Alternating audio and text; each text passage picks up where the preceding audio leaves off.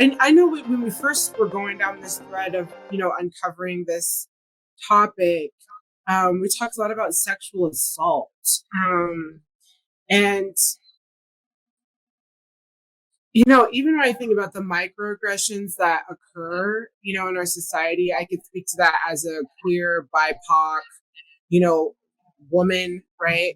But the ways in which microaggressions show up in our world, in our society, the ways we interact all the time, it's like just our trauma just constantly being hit up against something, right? Right. So when it comes to healing from like really deep, like traumatic memories, right, and how they've been repressed because we kind of have to, but then we're walking around in life and you're engaging these like microaggressions, these subtle ways of harassment, right? How I'm curious if you have any insight or wisdom to share around how you can allow yourself the compassion, right, to respond what feels authentic rather than just sort of stifling it down, right, and moving forward. Mm-hmm. Yeah, that's an interesting one because I often, in order to keep myself safe, I often don't respond. And so I'll just keep moving. However, other people might be in a different space and be ready to respond, and there's a difference between a reaction and a response, because if we just react to what's happening, the other person, or in a situation that we're in, there might not be a space for hearing to hear what's being said, because there's so much emotion from that reaction. But if we're able to calm ourselves down, calm our nervous system down enough so that we can respond, perhaps the situation from that space, the other person or other people will be able to hear us, when we respond with, you know what, I'm not okay with that. You know what, this is, here's my boundary, and here's what I'm willing to do. And I think the bigger piece for me is, and maybe for other people is, or part of the work is building that muscle of self-care and self-love. Yes. And I think as we love ourselves more, maybe we're more willing to, establish a healthier boundary than we did even yesterday. Yeah. Can you explain more around self-love? Because this is the thing, everyone's like, oh, it's self-love, you got to love yourself. But what does that mean? How do you really put self-love into practice? Excellent question. I mean, first, it's what are some things that nurture you? So that would be my homework assignment for people. So like write down a list of maybe 10 things that you like to do that fills your cup. Because so oftentimes, again, those of us who love to be in service and love to give and give and give, we often deplete ourselves. We empty out our cup, but then we're not going to be, available for the next person. So what if instead of, giving until depletion, what if we give from the overflow and we love from the overflow? And so that means we have to constantly be refilling our cup. And so that could be, lighting a candle for yourself. It could be taking a bath. It could be reading a inspirational book or watching your favorite movie. Whatever the things are that that nurture you, that feel good for you, really. But the other piece of it too is to be paying attention to our inner conversation, and noticing when maybe we have some old beliefs or negative, comments, towards ourselves. And like you were saying earlier, try to rewrite that. One of the things that I love doing is writing affirmations on my mirror. So I can read it to myself every day, and just as a reminder. When it comes to this, like for the self-love part that you're talking about, it's, you know, I would always go back to that reparenting inner child work.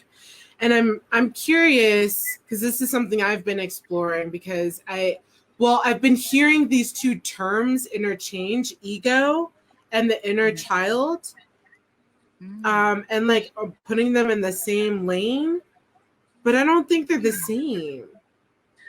I don't think they're the same. How could you differentiate what they are? Like if it's inner child or ego, that's, you know? Like in the moment, how do you differentiate? Yeah, like I'm just like, huh.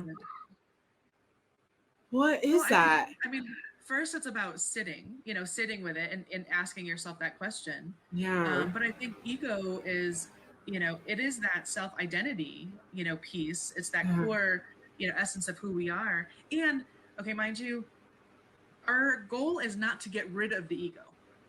Right. Some people are like, oh my God, we got to demolish it. And no, yeah, our goal is not to get rid of the ego. I'm learning that it's supposed to be a servant. Yeah. Right. How can we use the ego and use the insights from the ego to support us in our life? Yeah. And to empower us. But the key is also that we don't want the ego to be in the driver's seat of our life. Right. Right. So yeah. We also don't want an inner child in the driver's seat.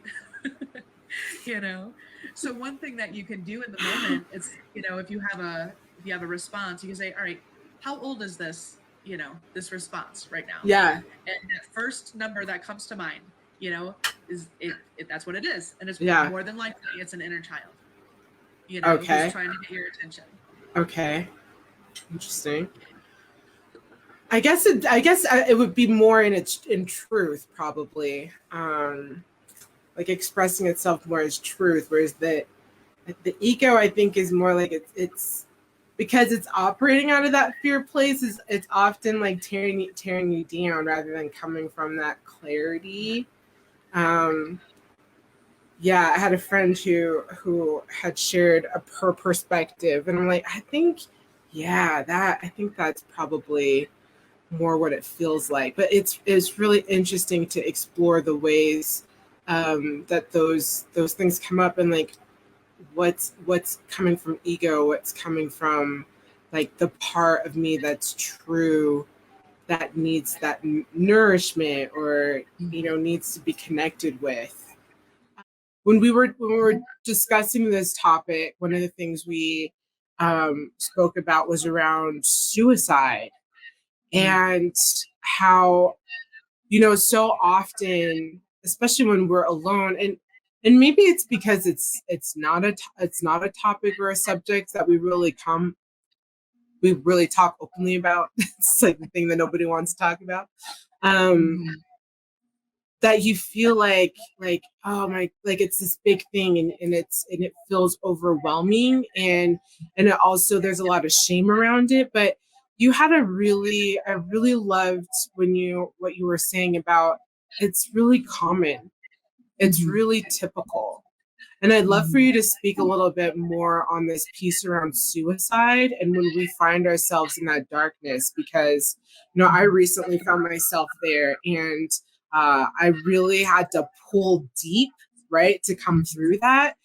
But, it's like, we're not alone in those moments, but we feel like we are. So yeah, I'd love to hear your wisdom on that.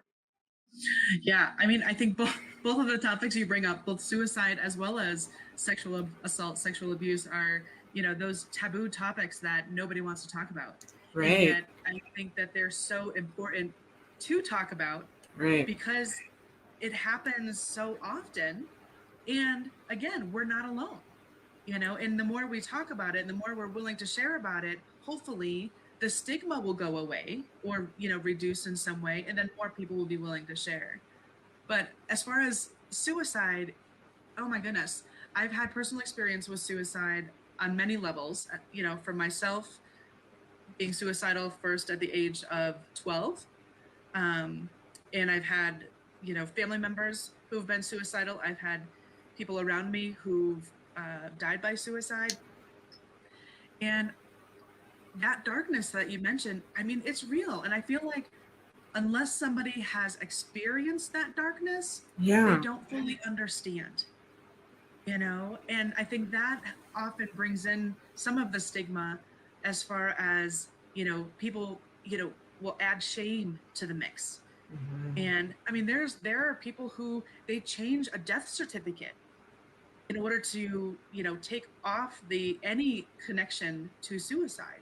Mhm. Um, but the reality is, for me at least, is there were times in my life where I felt that I didn't have any other way to, to move on. I could not handle the pain, the weight any longer. And the only thing that I can think of, my only solution was to just end it all. Yeah. And I mean, that was heavy and dark and scary. But the thing with when people experience suicidal thoughts, one of the things to remember is that whatever is happening right now is just temporary, Right. you know, and the Right. act, of suicide is a permanent solution for a temporary situation. Yeah. But when we're in that darkness, when we're faced to it, that Well wall of put. darkness, I mean, that's all you can see because it's almost like tunnel vision. It's like I Yeah. can't see beyond it. But it's Yeah. in those moments where we have to take a step back. If we're Yeah. able to take a step back, perhaps we could see around that wall. Perhaps we could see a little bit of light, you know, perhaps we're able to reach out, for Yeah. support. Yeah. Um, there are so many people who are willing to support us. And if it's not, our immediate family or close friends, find somebody else. Find Right. somebody who's willing to sit with Therapy. you and to listen. Yeah. Yeah, Yeah. absolutely. Again, you don't have to go through whatever the situation is by yourself. And I know that it feels overwhelming. Yeah. And for me, I felt like the last time, which was, a few years ago, where the thoughts of suicide came in again, there was just this dark time of my life. And I felt like I was, in the walking into the ocean and I was being pummeled by the waves and I couldn't Mhm. find my ground. It's like, which way Yeah. is up? Yeah. And Yeah. so, and that's in that moment, it's like, okay, I don't know where to go from here. I have to reach out. Um, one of I think one of the most fascinating things about trauma, and one of the ways to really access where you are in the wisdom part, is like to go to your body. Um, there's this book called The Body Keeps the Score. And I'll be honest, it's a little heady, like it's a little there's a lot but it's really diving into the wisdom of the body and how it carries the memory. um even if we don't even if we can't remember like what happened, like our body is carrying the memory, Absolutely. and it's so much of what we respond out of in those when we're reacting, like you said, rather than responding. But if we can go to our body, we can actually learn how to respond differently. Right. And we can release those memories so our Yeah. body doesn't have to carry them anymore. Yeah. And I mean, I've been on my, healing journey from childhood sexual abuse for 30 years now. Yeah. And where I am on my journey now is, okay, where am I holding it in my body? I've Yeah. done so much, therapy and, all sorts of classes, but now it's about getting in touch with my body. And for me, it's about reclaiming my body. Yes. You know? Yes. And Right there that's with you. Yeah, and that's both exciting and terrifying at the same time because now back to your Pandora's box, now I'm like, oh God, now what am I going to unearth as I, tap into this very different layer of healing? Yes. Yes. So, but yeah, we have to get to the body level because the memories are stored there. It's in our Yes. cellular memory. Yeah.